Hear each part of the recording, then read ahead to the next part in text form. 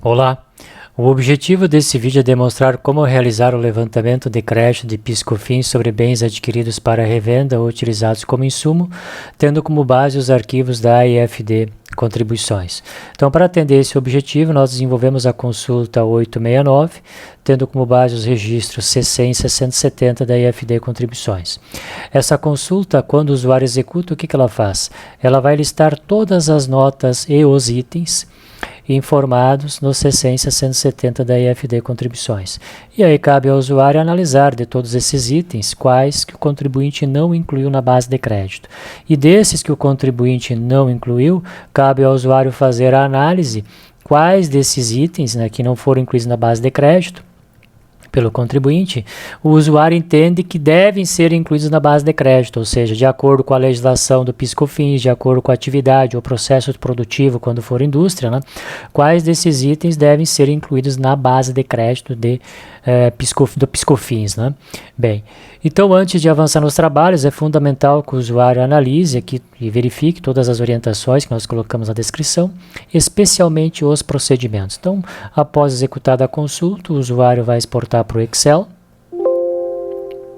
Depois de exportado para o Excel, evidentemente, que o usuário terá que fazer o quê? Terá que fazer aquilo que eu mencionei anteriormente, ou seja, analisar todos os itens informados aqui nessa consulta, disponíveis aqui nessa consulta, as notas e os itens, e desses, aqueles que o contribuinte não se creditou, cabe ao usuário fazer o quê? Fazer todo o estudo, toda a análise que eu mencionei anteriormente, e se o usuário entende que devem ser incluídos na base de crédito, informar para cada item a CFOP, a CST, que dá direito a crédito, o valor da base, a alíquota, o valor do PIS/COFINS e a conta contábil se não tiver.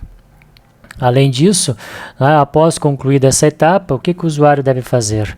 Como se tratam de itens do 170, na aba planilha, o usuário vai botar com 170, que é a tabela do 170. Por quê? Porque essa consulta ela gera os dados do 170 da AIFD Contribuições e os dados das notas, alguns campos da nota aqui para o usuário se conseguir visualizar as notas vinculadas a cada item, E aqui os dados dos itens para o usuário ver o que o contribuinte não se creditou e analisar desses quais dão direito ao crédito. Muito bem. Como se trata só dos dados do 170 da AIFD Contribuições, é só botar o nome da tabela aqui com 170, depois de concluir os trabalhos, clicar em salvar, e ir no módulo editor e seguir exatamente os passos que estão descritos aqui, que são quais? Seleciona os arquivos da AIFD Contribuições, então vamos vir agora aqui na AIFD Contribuições, selecionar todos os arquivos aqui da AIFD Contribuições. Após isso, qual é o próximo passo?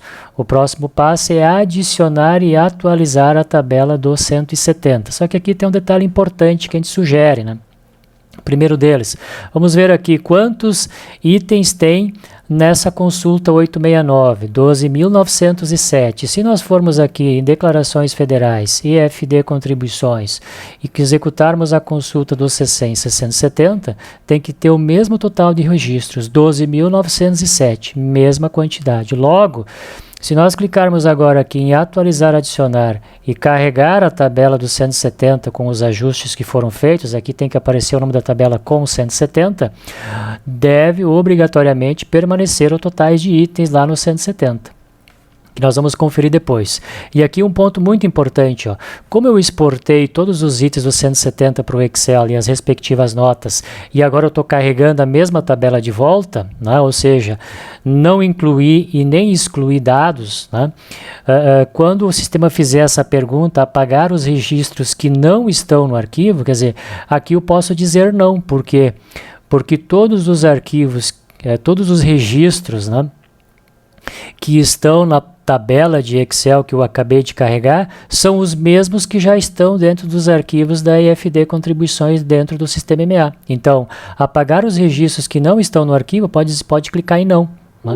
Porque a base de dados é a mesma. A única coisa que o usuário fez, né, e deve fazer é alterar esses campos que estão aqui informados que eu mencionei anteriormente. Só isso, não deve excluir campo, não deve excluir item, não deve excluir nota, não deve fazer nada. Apenas fazer isso que está aqui selecionado na consulta 869 que eu selecionei agora, né?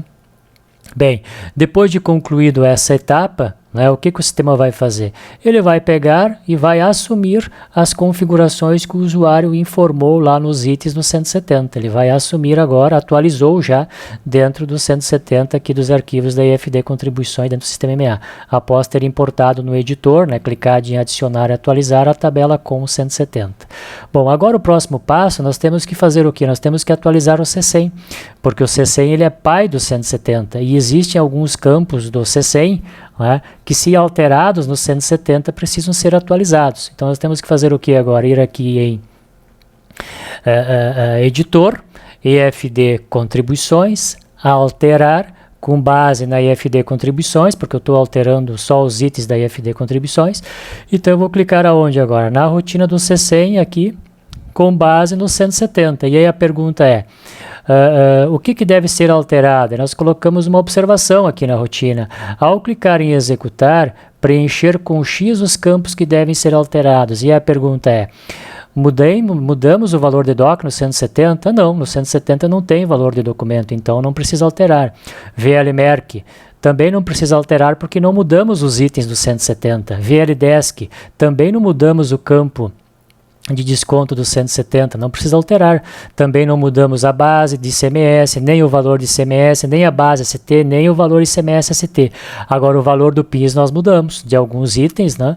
Aqueles que o contribuinte não se creditou, mas que o usuário entende que o contribuinte deveria ter se creditado, esses o usuário mudou. Logo, tem que atualizar o valor do PIS no C100. Né? A mesma coisa o valor do COFINS. ST, PIS ST não precisa porque aqui não se aplica.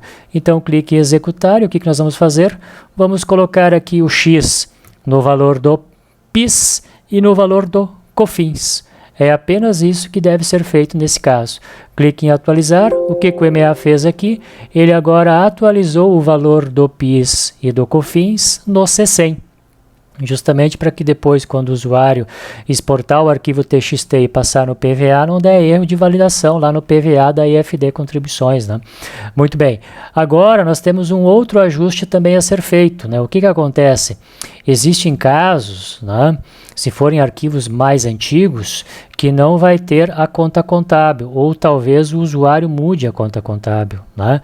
E a partir do final de 2017, a conta contábil passou a ser obrigatória, mas em períodos anteriores não era. E se o usuário alterar a conta contábil, evidentemente que essa conta deve existir no registro 0500 da IFD Contribuições. Então, nesses casos, o que o usuário deve fazer? Ele deve clicar aqui em incluir, para incluir as contas contábeis de períodos anteriores nos arquivos das EFDs Contribuições, tendo como base os próprios arquivos da EFD Contribuições. Pode também executar aqui com base na IFD ICMS-PI para buscar as contas contábeis da IFD ICMS-PI, embora aqui nós só estamos usando os arquivos do Contribuições, né? Mas se o usuário verificar que no 0500 da IFD ICMS-PI tem contas contábeis que ele incluiu no 170 desse procedimento aqui, dessa consulta que eu estou executando agora, que é a 869, o usuário pode executar a rotina 0500 para buscar essas contas e adicionar no 0500 do Contribuições. A outra questão é se o usuário alterou, né, se o usuário alterou contas contábeis do 170, o que o usuário pode fazer também?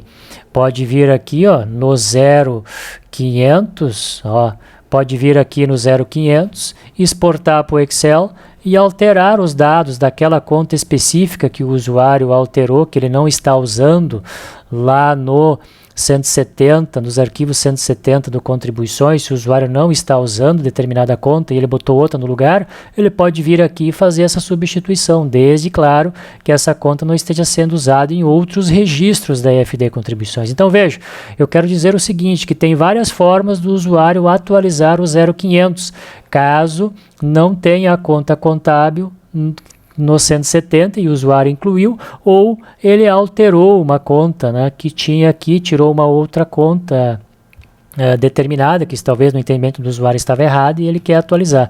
É importante destacar que as contas contábeis que tem nos registros da EFD Contribuições, né, devem existir no 0500. Então, se o usuário colocar uma nova conta aqui no 170, né, obrigatoriamente essa conta tem que estar no 0500. Então, essa é a ideia da explicação que eu estou dizendo. E aí eu coloquei aqui várias possibilidades do usuário fazer essa atualização do 0500. Muito bem.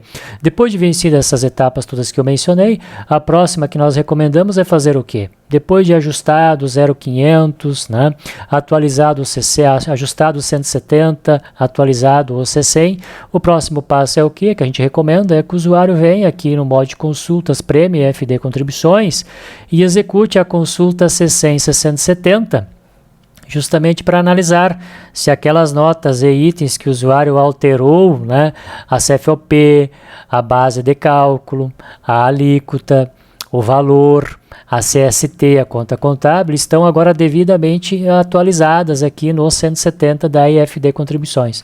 É fundamental o usuário realizar essas conferências, porque como existe aí uma série de detalhes, uma série de particularidades, é sempre muito importante o usuário realizar essa conferência no registro da origem, para garantir que efetivamente os ajustes foram realizados com sucesso. Porque o sistema MEA vai fazer aquilo que os usuários determinarem, né? Se o usuário esquecer de alguma etapa, né, não seguir todos os procedimentos aqui descritos e que eu comentei nesse vídeo, evidentemente que o trabalho vai ficar prejudicado. Então, por isso que é sempre importante o usuário conferir para ver se ele seguiu todos os passos mencionados, tanto aqui na descrição, né, da consulta 869, como também os outros itens que eu mencionei nesse vídeo. Então, mais uma vez, quero agradecer por ter assistido até o final e dizer que após concluído todas as etapas que eu mencionei, o usuário pode continuar com os outros trabalhos de revisão de outras oportunidades de crédito de acordo com o escopo dos seus trabalhos. Então, mais uma vez, obrigado por ter assistido esse vídeo e até o próximo.